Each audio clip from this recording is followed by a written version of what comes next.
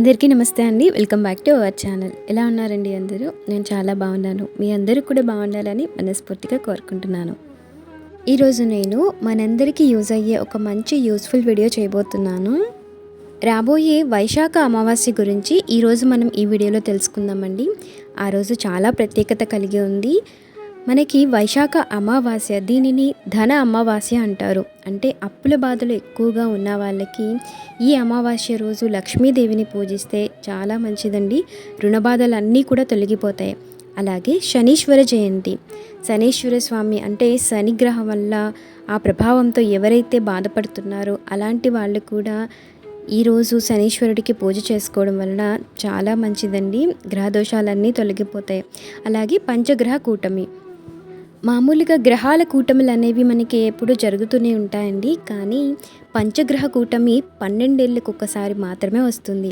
అందులోనూ ఈ పంచగ్రహ కూటమి మనకి అమావాస్య నాడు వచ్చింది. ఈ పంచగ్రహ కూటమి మనకి జూన్ 5, 6 2 తారీఖుల్లో కూడా ఉంటుందండి. అంటే 2 డేస్ ఉంటుంది. కానీ అమావాస్య రోజు చాలా ప్రత్యేకత కాబట్టి తప్పకుండా అమావాస్య మిస్ చేసుకోకుండా అందరూ కూడా దైవాన్ని ఆరాధించండి. మీ ఇష్ట దైవం ఎవరైతే ఉంటారో వాళ్ళని పూజించవచ్చు. లేదా అమావాస్య ప్రత్యేక పూజ లక్ష్మీదేవికి అందరం చేసుకుంటాం కదండి. ప్రతి అమావాస్యకి లక్ష్మీ ఆరాధన చేసుకుంటాం కాబట్టి ఆ రోజు లక్ష్మీదేవిని పూజించవచ్చు. ప్రత్యేకించి అమావాస్య పూజ అంటే చీకటి పడిన తర్వాత, అంటే 6 గంటల సమయం తర్వాత చాలామంది చేస్తారండి లక్ష్మీదేవికి. సో అది చాలా ప్రత్యేకమైన పూజ. అలా అని ఉదయం కూడా పూజ చేసుకోవచ్చు. మీరు ఉదయం మామూలుగా చేసుకొని సాయంత్రం ఎక్కువసేపు లక్ష్మీ అష్టోత్తరం, షోడశోపచారాలతో అమ్మవారిని ఇలా పీఠం వేసుకొని అయినా పూజించుకోవచ్చు. అలాగే అమావాస్య రోజు శివుడికి చేసే అభిషేకం కూడా చాలా ప్రత్యేకమైనదండి. ఎందుకంటే మన గ్రహాలన్నీ కూడా ఆ పరమశివుడి ఆధీనంలోనే ఉంటాయి కాబట్టి ఈ అమావాస్య నాడు ఉదయాన్నే తలస్నానం చేసి ఇంట్లో దీపారాధన చేసుకొని దగ్గరలో ఉన్న శివాలయానికి వెళ్ళి స్వామికి అభిషేకం చేయించుకొని, అలాగే పక్కనే ఉండే నవగ్రహాలకి, ప్రతి శివాలయంలో కూడా నవగ్రహాలు ఉంటాయి కదండి, ఆ గ్రహాలన్నిటికీ కూడా నీటితో అభిషేకం, కనీసం నీటితో అయినా సరే అభిషేకం చేస్తే చాలా మంచిదండి. మీకు వీలైతే నవగ్రహాల సెట్ మనకి గుడి బయట అమ్ముతారు కదా, నవధాన్యాలు, అలాగే నువ్వుల నూనె, నల్లని వస్త్రం, నల్లని దీపం, నువ్వుల నూనె దీపం. సో ఇలా మీరు శనీశ్వర స్వామిని శాంతింపచేసేవి ఏవైనా సరే ఆ స్వామికి ప్రత్యేకించి పూజ చేసుకోవచ్చు.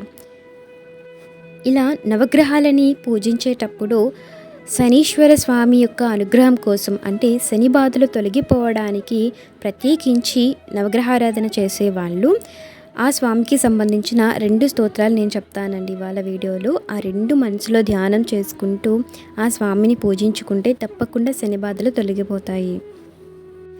ఈ శనీశ్వర మంత్రం ఏంటంటే, నీలాంజన సమాభాసం రవిపుత్రం యమాగ్రజం ఛాయా మార్తాండ సంభూతం తం నమామి శనైశ్చరం.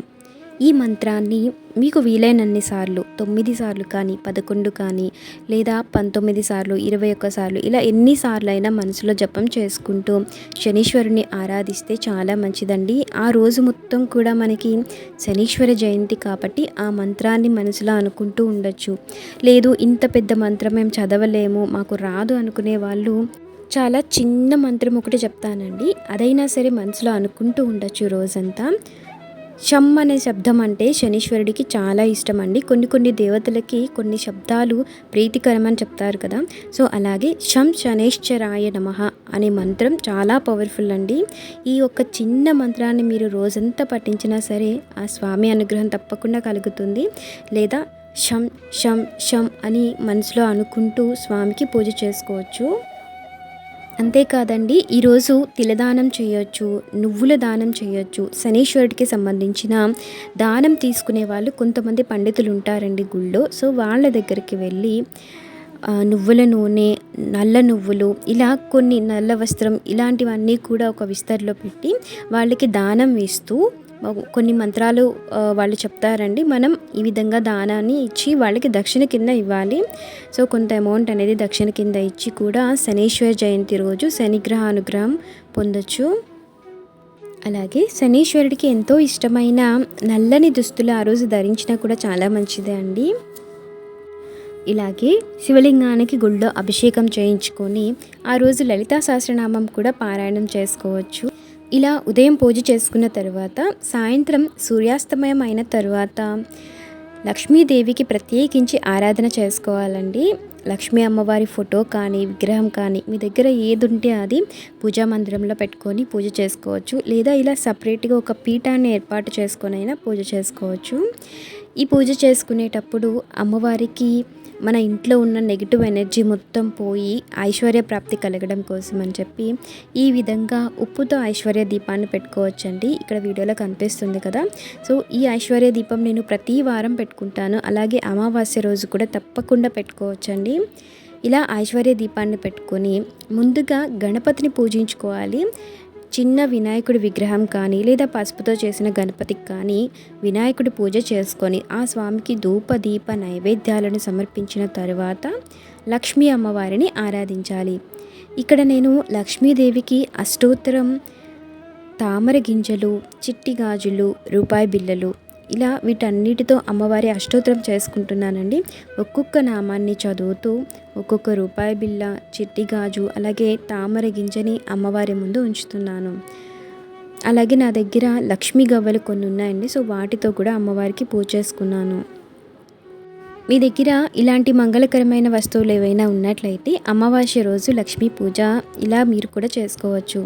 ఇలాంటివి లేవు అనుకుంటే మనకి ఇది చక్కగా మల్లెపూలు, జాజి పూలు దొరికే సీజన్ కదండి. ఇలా సువాసన భరితమైన పువ్వులు అంటే దేవుళ్ళకి చాలా ఇష్టం. ఈ అమ్మవారికి మనకి బయట విడిపూలు అమ్ముతారు కదా. సో అవి తెచ్చుకొని 108 పూలు మీరు ముందే లెక్క పెట్టుకొని పక్కన ఉంచుకొని ఒక్కొక్క నామాన్ని చదువుతూ ఒక్కొక్క పువ్వుని అమ్మవారి పాదాల దగ్గర ఉంచుతూ కూడా లక్ష్మీ అష్టోత్తరం చేసుకోవచ్చు. అలాగే లక్ష్మీ అమ్మవారి యొక్క అనుగ్రహం కోసం కనకదార స్తోత్రాన్ని కానీ శ్రీ సూక్తాన్ని కానీ పారాయణం చేసుకుంటే చాలా మంచిదండి. ఈ రెండు చాలా శక్తివంతమైన స్తోత్రాలు. నిత్యం పారాయణం చేసుకుంటే ఇంకా మంచిది. ప్రత్యేకించి లక్ష్మీ పూజ అంటే అమావాస్య నాడు కానీ శుక్రవారం రోజు కానీ లక్ష్మీదేవి ఆరాధన చేసుకునే రోజు తప్పకుండా ఈ రెండు స్తోత్రాలు కూడా చదువుకోవాలి. ఇలా ఆ శ్రీ మహాలక్ష్మి అమ్మవారిని షోడశోపచారాలతో పూజించుకోవాలండి. అమ్మవారికి వండిన నైవేద్యాన్ని సమర్పించాలి. ఎక్కువగా దేవతలందరికీ ప్రీతికరమైనది పాయసాన్నం అంటారు కదండి. ఆవు పాలతో బియ్యం కలిపి చేసిన బెల్లం వేసి వండిన పాయసం అంటే చాలా ఇష్టం దేవుళ్ళకి. అందుకని ఆ నైవేద్యాన్ని ఎక్కువగా నైవేద్యం పెడతారు అందరూ. సో మీరు ఏ నైవేద్యం అయితే పెట్టగలరో అది అమ్మవారికి సమర్పించవచ్చు. ఒకవేళ వండిన నైవేద్యం పెట్టడం కుదరని వాళ్ళు ఆవు పాలని, అప్పటికే ఆవు దగ్గర తీసిన ఆవు పాలు ఉంటాయి కదండి, విడిగా ప్యాకెట్ పాలు ఇలాంటివి అందుబాటులో లేని వాళ్ళు ప్యాకెట్ పాలు పెట్టుకోవచ్చు. ఒకవేళ మీకు అందుబాటులో ఉంటే స్వచ్ఛమైన ఆవు పాలు కొద్దిగా వేడి చేసి చల్లారిన తరువాత ఆ పాలని అమ్మవారికి నైవేద్యంగా పెడితే చాలా మంచిదండి. అమ్మవారు పాల సముద్రం నుంచి పుట్టింది కదా. సో పాలు తప్పకుండా నైవేద్యం పెట్టచ్చు లక్ష్మీదేవికి. ఇలా అమ్మవారికి ప్రత్యేకమైన నైవేద్యాన్ని ఆరగింపు పెట్టిన తరువాత మంగళహారతి ఇచ్చి షోడశోపచారాలతో పూజని పూర్తి చేసుకోవాలి. ఈ షోడశోపచార పూజ చేయడం తెలియని వాళ్ళకి కింద నేను డిస్క్రిప్షన్లో లింక్ ఇస్తానండి. నేను ఆల్రెడీ చేసిన వీడియో ఉంది. సో అది చూసి మీరు ఎలా చేయాలో ఆ వీడియో పెట్టుకొని పూజ చేసుకోవచ్చు. అలాగే ఈ అమావాస్య రోజు గోవుని ఆరాధించినా కూడా చాలా మంచిదండి. సర్వగ్రహ దోషాలు తొలగిపోతాయి. అప్పుల బాధలు కూడా ప్రత్యేకించి తొలగిపోతాయండి. గ్రీన్ కలర్లో ఉండే ఆకుకూరలు కానీ వెజిటబుల్స్ కానీ ఆవుకి పెట్టడం వలన అప్పుల బాధలు తొందరగా తొలగిపోతాయి. సో ఇదండి ఇవాళ వీడియో. ప్రత్యేకించి అమావాస్య రోజు చేయవలసిన పనులేంటో మనం తెలుసుకున్నాం కదా. ప్రతినిత్యం అందరూ దేవుణ్ణి ఆరాధించండి. మనం చేసే దేవుడి పూజ ఎప్పటికైనా మనల్ని కాపాడుతుంది. సో ఈ వీడియో మీ అందరికీ యూస్ఫుల్ అవుతుంది అనుకుంటున్నాను. వీడియో నచ్చితే లైక్ చేయడం మర్చిపోకండి. ఆ అమ్మవారి అనుగ్రహం మనందరిపై ఎప్పుడూ ఉండాలని మనస్ఫూర్తిగా కోరుకుంటున్నాను. శ్రీమాత్రే నమః.